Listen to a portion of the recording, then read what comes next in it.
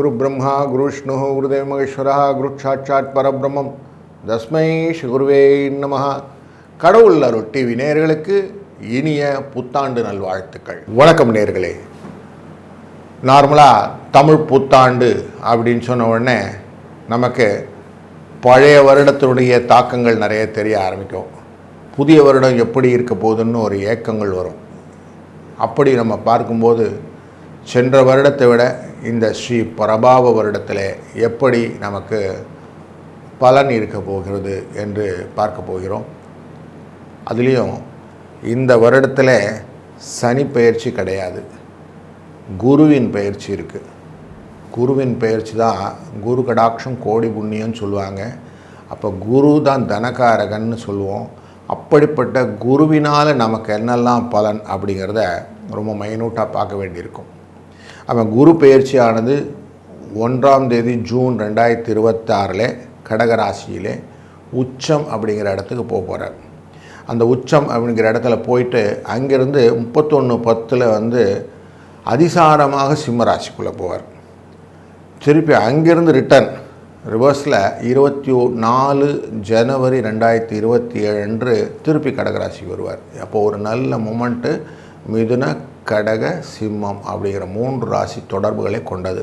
காலச்சக்கர புருஷத்தில் பார்த்தோன்னா 3ஆம் இடம், 4ஆம் இடம், 5ஆம் இடம்னு சொல்லுவோம்.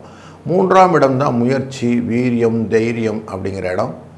4ஆம் இடம் தான் குடும்பத்தில் இருக்கக்கூடிய அந்த வண்டி வாகனம், சுகங்கள், அன்னை, தாய் அப்படின்லாம் சொல்கிறோம் இல்லையா, இந்த சுகங்கள் எல்லாம். 5ஆம் இடம்ங்கிறது குழந்தைகள், பாக்கியங்கள், ஆசைகள், யோகங்கள், லக் அப்படின்றோம், ஃபார்ச்சூன் அப்படிங்கிறோமே, இதெல்லாம். இப்போ இந்த தனக்காரனுடைய முக்கியமான செய்கை நமக்கு புரிந்துவிட்டது. அதனால் இதையும் பார்த்து கொள்ள வேண்டும். இந்த வருடம் பிறக்கும் போதே ரிஷப லக்னத்திலே பிறக்கிறார். ரிஷப லக்னத்திலே அவர் மிருகசிரீஷம் என்கிற நட்சத்திரத்திலே இந்த கால் ஊன்றுகிறார். இந்த வருஷத்தை சூரியன் உச்சமாக அமர்கிறார் அஸ்வினி நட்சத்திரத்தில். சூரியனுடன் சேர்ந்து நமக்கு சுக்கிர பகவானும் அமர்ந்து கொள்கிறார் பரணி நட்சத்திரத்தை தன்னுடைய சுயசாரத்திலேயே. அவருடைய 3ஆம் இடமான மிதுன ராசியிலே குரு புனர்வசு என்கிற தன்னுடைய சாரத்திலே அமர்ந்து கொள்கிறார். கேது மகம் என்கிற சிம்ம ராசிக்குள்ளர அவர் அமர்ந்து கொள்கிறார் தன்னுடைய சுயசாரத்திலே. ராகு சதயம் என்கிற தன்னுடைய சுயசாரத்திலே அமர்கிறார். கூடவே சந்திரனும் சதய நட்சத்திரத்தில் அமர்ந்து கொள்கிறார். உத்திரட்டாதி என்கிற சனி பகவானுடைய இந்த ராசிக்குள்ளர ராசி கட்டமான மீன ராசிக்குள்ளர சனி பகவான், செவ்வாய், புதன் 3 பேருமே உத்திரட்டாதியிலே அமர்ந்து கொள்கிறார்கள். இப்போ பாருங்கள், சுயசாரத்திலே அமர்ந்தவர்கள் ஜாஸ்தியாக இருக்கிறாங்க. அப்போ தன் காலங்களை கரெக்டாக செய்யக்கூடியதாக இந்த கிரகங்கள் இருக்கும் அப்படிங்கிற இண்டிகேஷனை கரெக்டாக நமக்கு சொல்லிட்டாங்க. இந்த ராகு கேதுவும் பெயர்ச்சி கொண்டவர்களாக இருக்கிறார். இந்த வருடக்கோளிலே 15/12/2026 அன்று இந்த ராகுவானது மகர ராசிக்கும் கேதுவானது கடகராசிக்கும் செல்ல இருக்கிறார்கள். அப்போ இவங்களும் தனகாரகன், அதாவது செய்கிறத பெருசாக செய்கிறது, கடனெல்லாம் கொண்டு வந்து கொடுக்கறது, வாழ்க்கையிலே மாற்றங்களை மாற்றுவது, திருமணம் போன்ற விஷயங்கள் எல்லாம் கொடுக்கறது, குழந்தை பாக்கியத்தை கொடுப்பது, இது எல்லாமே இந்த ராகு கேதுவின் செய்கையினால் வரும். அப்போ இதுவும் முக்கியமானது ஆயிட்டதுனால இந்த ஸ்ரீ பராபவ வருடத்தினுடைய பலனை ஒரு ராசிக்கும் டீட்டெயிலாக பார்க்க வேண்டியதாகிறது. வணக்கம் துலாம் ராசி நண்பர்களே. நீங்கள் சுக்கிரனுடைய ஆதிக்கத்தில் இருக்கக்கூடிய ஆசாமி, உங்களுக்கு இந்த விஸ்வவாசு வருடமானது ரொம்ப நல்ல பலன்கள் எல்லாம் கொடுத்து தான் போச்சு. ஒன்றும் நெகட்டிவாக பெருசாக சொல்கிறதுக்கு இல்லை. ஆனாலும் சில விஷயங்கள் உங்களுக்கு தாக்கங்கள் இருந்ததுன்றதும் மறுக்க முடியாது. இப்போ வரக்கூடிய பராப வருடமானது உங்களுக்கு எப்படி இருக்க போகுதுன்னு பார்க்கும்போது, குரு பகவான் தொடர்ந்து உங்கள் ராசியை பார்த்து கொண்டிருக்கிறார் மிதுன ராசியிலேருந்து அப்படின்னு சொல்லுவோம் இல்லையா. இங்கே ஒரு மாற்றம் வரப்போகிறது. 1/6/2026 அன்று குரு பகவான் 9ஆம் இடத்திலிருந்து 10ஆம் இடத்துக்கு மாறப்போகிறார். அங்கே உச்சம் பெறக்கூடிய இந்த சூழ்நிலை தொழிலிலே மாற்றம், பொருளாதார வளர்ச்சியிலே முன்னேற்றம், இதை காட்டுவார். ஏன்னா அவர் உங்கள் ராசியின் 2ஆம் இடமான குடும்ப தன வாக்குஸ்தானத்தை பார்க்க போகிறார்.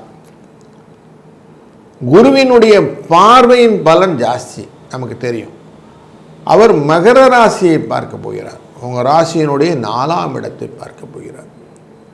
4ஆம் இடம்ங்கிறது மண் மனை வாகனம்ல இதில் விருத்தி அப்படிங்கிறது நடக்கும். அப்போ அதுவும் உங்களுக்கு நல்ல மாற்றங்களையும் ஏற்றங்களையும் கொடுப்பதாக அமைகிறது. அங்கிருந்து உங்களுடைய ராசியின் 6ஆம் இடத்துக்காரரான சனி பகவானையும் பார்க்க போகிறார். யோககாரகனை சனி பகவான் 2 தனகாரகனும் பார்த்து கொள்கிறார். சனியும் தனகாரகன் தான். அப்போ பண வரவுக்கான வாய்ப்புகளை நிறைய ஏற்படுத்துவார். பண வசூல் அப்படிங்கிறது நிறைய நடக்கும். தொழிலிலே நல்ல முன்னேற்றங்களையும் விரிவாக்கங்களையும் ஏற்படுத்துவார். இந்த சனி பகவானின் பார்வையும் இந்த தனுசு ராசி மேலே இருக்கும். உங்கள் ராசியினுடைய 3ஆம் இடத்து மேலே இருக்கும். அதனால் பயணங்கள் மூலியமாக லாபங்களை சம்பாதித்து கொள்ள முடியும். தீர்வான நிறைய சொல்யூஷனை நீங்கள் கிரியேட் பண்ண முடியும். இந்த சனி பகவானின் பார்வை உங்கள் 8ஆம் இடத்து மேலே இருக்கிறதுனால தான் சில கஷ்டங்களை எல்லாம் நீங்கள் ஃபேஸ் பண்ணிட்டு இருக்கிறீங்க. தேவையற்ற இடத்துல வாயை விட்டு மாட்டிக்கிறது அப்படின்னு இருக்கு இல்லையா, இந்த சிக்கல் தான் உங்களை படுத்திக்கிட்டு இருக்கு. அதனால் கொஞ்சம் அதை மட்டும் கண்ட்ரோல் பண்ணிக்கிறது நல்லது. 31/10/2026 போது இந்த குரு பகவான் அதிசாரமாக சிம்ம ராசியில் வந்து லாபஸ்தானத்தில் வந்து அமர்வார். இப்போ லாபஸ்தானத்தில் அமர்ந்த உடனே உங்கள் ராசியின் 3ஆம் இடமான முயற்சி ஸ்தானத்தை பார்ப்பதும் உங்கள் ராசியின் 5ஆம் இடமான கும்பராசியை பார்ப்பதும் வளர்ச்சிக்கான வாய்களை நிறைய ஏற்படுத்துவதற்கு வாய்ப்புகள் கொடுப்பார். உங்கள் ஆசைகளை எல்லாம் பூர்த்தி செய்யக்கூடிய விஷயங்கள் இங்கே நடக்கும். தன் பார்வையை 7ஆம் இடத்தில் இருப்பதனாலே களத்திரத்தின் மூலியமாக நல்ல ஒரு புரிதல் ஏற்படும்.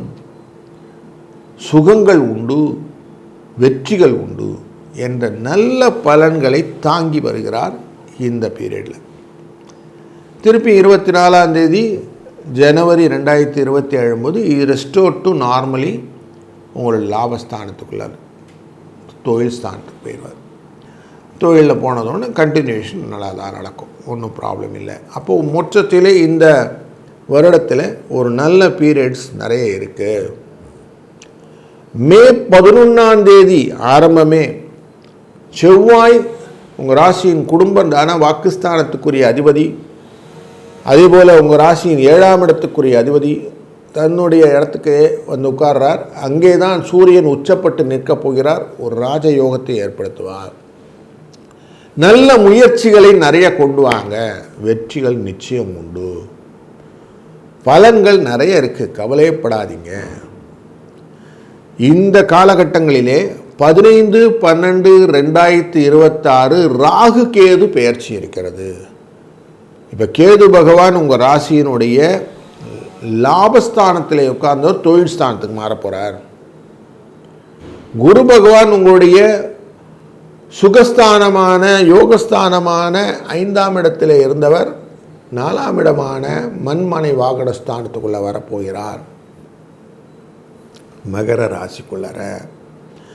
அப்போது தொழில் மூலியமாக பண விரயங்களை கொடுப்பார், புதிய முயற்சிகளை கொடுப்பார், வண்டி வாகனத்திலே வாங்க வேண்டும் என்ற ஆசையை கொடுப்பார். அதன் மூலியமாக செலவுகளும் உண்டு, தாயாரின் வழியிலே ஆசீர்வாதங்களும் உண்டு அப்படின்னு தெரியுது. அப்போது நல்ல பலன்களை எதிர்நோக்கக்கூடிய சூழ்நிலை உண்டு. இந்த ஐப்பசி கார்த்திகை இந்த காலகட்டங்களில் திருமணங்கள் நல்லபடியாக முடிவாகுவதற்கான வாய்ப்புகளும் அதன் மூலியமாக புதிய வரவுகளும் உண்டாகும். தொழிலிலே வேலை பளு அதிகரிக்கும். தெய்வீக காரியங்கள் பொது காரியங்களுக்கு தலைமை தாங்கக்கூடிய யோகங்களும் உண்டாகும். மாணவர்கள் எதிர்பார்த்த நல்ல மதிப்பை பெறுவதற்கும் கருவுற்ற பெண்கள் நல்லபடியாக பிரசவங்களை பார்த்துக்கொள்வதற்கும் முடிந்த வரைக்கும் இந்த பிரயாணங்கள் இந்த கர்ப்பிணி பெண்கள் செய்யாமல் இருப்பது நல்லது. இப்படி பண்ணிங்கன்னா நல்ல பிரசவமானது நடக்கும். குழந்தை வளம் நன்பாக இருக்கும். பணப்பிரச்சனைகள் தீர்ந்து தாராள பணப்புழக்கத்தை கொடுக்கக்கூடிய ஸ்ரீ பராபவ வருடத்திலே இருக்கிறோம் என்ற நல்ல நம்பிக்கையை மனதில் கொள்ளுங்கள். இந்த வருடம் முழுவதுமே குரு பகவானை வணங்கி நீங்கள் செய்யக்கூடிய காரியங்கள் வெற்றியை தரும். பிரகஸ்பதின்னு இருப்பார் நம்ம நவகிரகத்தில், அவருக்கான அர்ச்சனை ஆராதனை செய்யுங்கள். குரு தட்சிணாமூர்த்தியாய் சிவஸ்வரூபத்தை பார்த்து வியாழக்கிழமை அன்று அவருக்கான ஸ்துதிகளை சொல்லுங்கள். உங்களுக்கான வெற்றி நிச்சயம் இந்த வருடத்திலே கிடைக்க இறையருளும் குரு அருளும் துணை புரியட்டும். நல்லது நடக்கும், நல்லதே நடக்கட்டும். கடவுள் அருள் டிவியை பார்த்தமைக்க நன்றிகள். மேலும் இது போன்ற தகவல்களை தெரிந்து கொள்ள கடவுள் அருள் டிவியை சப்ஸ்கிரைப் செய்யுங்கள். மறக்காமல் பெல் ஐக்கானை கிளிக் செய்யுங்கள்.